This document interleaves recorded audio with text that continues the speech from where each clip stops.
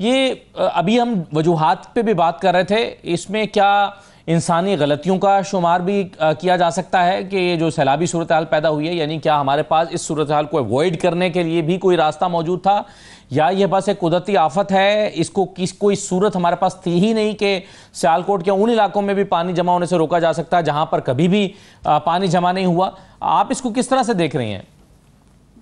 देखिए, इस पे दोनों फैक्टर्स हैं। सबसे पहली बात, हमें क्लाइमेट चेंज को अब कुदरती आफत का नाम नहीं देना चाहिए। ये मौसमियाती तब्दीली है जो कुछ ममालिक की वजह से एमिशंस बढ़ी हैं और गर्मी बढ़ रही है, टेम्परेचर बढ़ रहा है, उनकी वजह से हम मुतासर हो रहे हैं। तो वो फैक्टर अपनी जगह मौजूद है, जिसमें क्लाउड बर्स्ट और ग्लेशियाई झीलों का फटना ये सब शामिल है, और टेम्परेचर का बढ़ना एक्सेट्रा।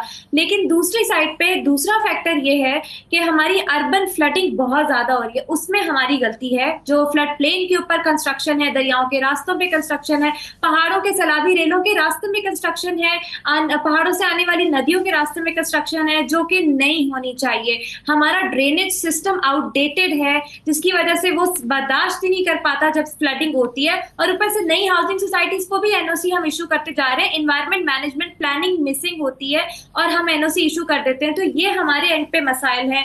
इसके अलावा हम लोगों ने जो है पानी इंटीग्रेटेड वाटर रिसोर्स मैनेजमेंट नहीं करते। रेन वाटर हार्वेस्टिंग करनी चाहिए। मतलब बहुत सी चीजें जो हमारे एंड पे गलत है। हमने होलिस्टिक प्लानिंग नहीं की, सूबों ने अपनी अकाउंटेबिलिटी नहीं की, कोई प्लान ऑफ एक्शन सबमिट नहीं करा हुआ। ये हमारे एंड पे। तीसरा बड़ा फैक्टर जो अभी हम देख रहे हैं, जिसको हम 1988 से कंपेयर कर रहे हैं, इंडिया आबी जा रही है। इस साल जून के शुरू में और मई के एंड में इंडिया ने अपने 3 बड़े डैम, जिनकी टोटल स्टोरेज कैपेसिटी 1.2 मिलियन एकड़ फीट है, बगलियार डैम है, उसमें ये सराल डैम है, पकादुल डैम है, वो भरने शुरू किए जब चुनाव सूख रहा था। हमारे पास स्टोरेज कैपेसिटी है ही नहीं, हमने कोई बड़ा डैम बनाया ही नहीं। जियो पोलिटिकल लेंस से डैम का बनना बहुत जरूरी है। मैं ये नहीं कह रही कि डैम बना देंगे तो ऐसे सैलाबों से बचेंगे, लेकिन कम से कम कुछ स्टोरेज तो होगी। अभी सैलाबी पानी सारा जाया हो रहा है। दूसरी बात ये कि आपके ये जो हिल टॉरेंट है, जो पहाड़ों से पानी के रेले आते हैं, 10 बिलियन क्यूबिक मीटर पानी जाया होता है, जिसको हम यूज कर सकते हैं। स्पेड इरिगेशन जो दूसरा बड़ा जरिया है इरिगेशन का आपके एग्रीकल्चर सेक्टर में।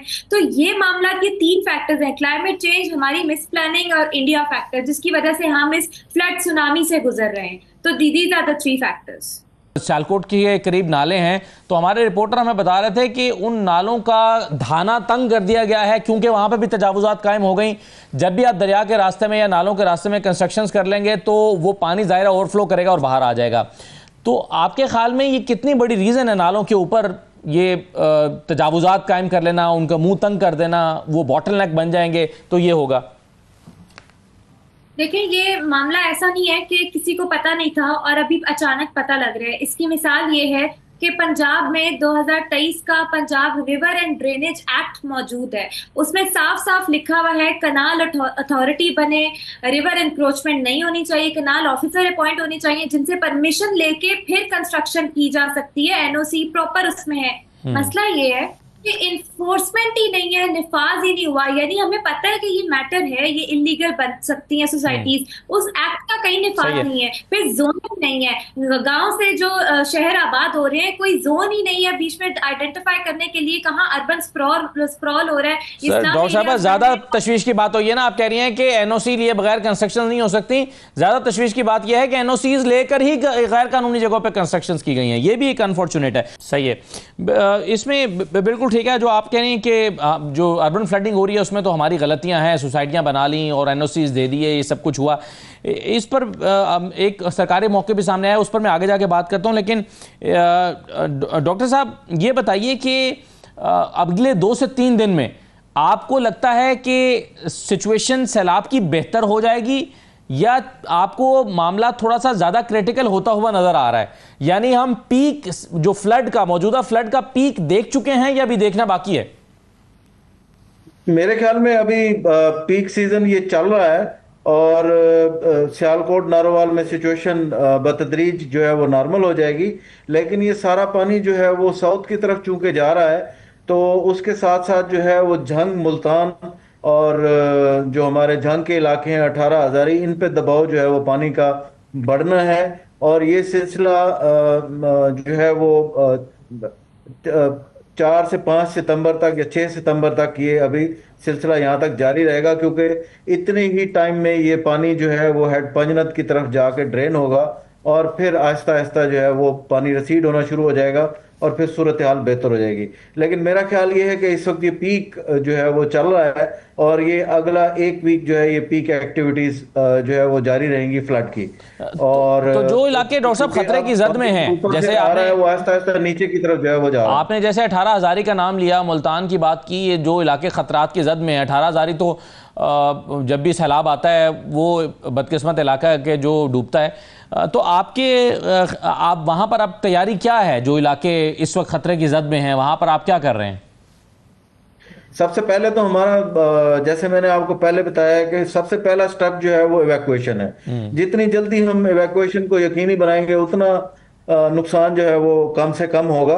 और हम इस बात पे फोकस हैं कि हम पूरी कोशिश कर रहे हैं कि हम लोगों को जो है वो अर्ली वार्निंग दें और उनको जल्द अज जल्द जो है वो उनका इनखला यकीनी बनाए। और मैं समझता हूँ आपके प्रोग्राम के तवज्जुह से और मीडिया के तवज्जुह से कि लोग जो है वो मुतलका इदारों की वार्निंग पे जो है वो कान धरें और जल्द अज जल्द बर वक्त अपने इनखला को, अपनी फैमिली के इनखला को यकीनी बनाएं। और तो इस वक्त क्या ये इलाके जो सैलाब के खतरे से दो चार हैं, क्या यहाँ पर इवैक्यूएशन मुकम्मल हो चुकी है? जैसे कि आपने खुद 18 हज़ारी का जिक्र किया, क्या यहाँ लोग बाहर निकल चुके हैं, छोड़ के जा चुके हैं इलाका? अभी इसमें प्रोसेस जो है वो जारी है, क्योंकि अभी इसमें 2 से 3 दिन का गैप है। इस पानी को वहां तक पहुंचने में अगले 48 घंटे लगेंगे और हम पूरी तंदुरुस्ती से कोशिश करें कि इन इलाकों में लोगों को, ज़्यादा से ज़्यादा लोगों को जो है ना वो इनखला को यकीनी बनाया जाए।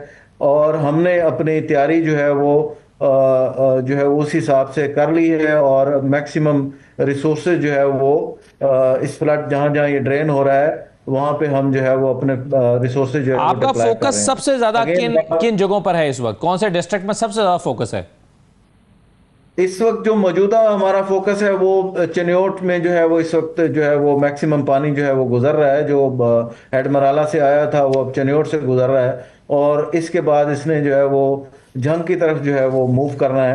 तो इसलिए हम इन दोनों जगहों पे जो है वो अपनी मैक्सिमम डिप्लॉयमेंट जो है वो यकीनी बना रहे हैं और तैयारी अपनी। राइट।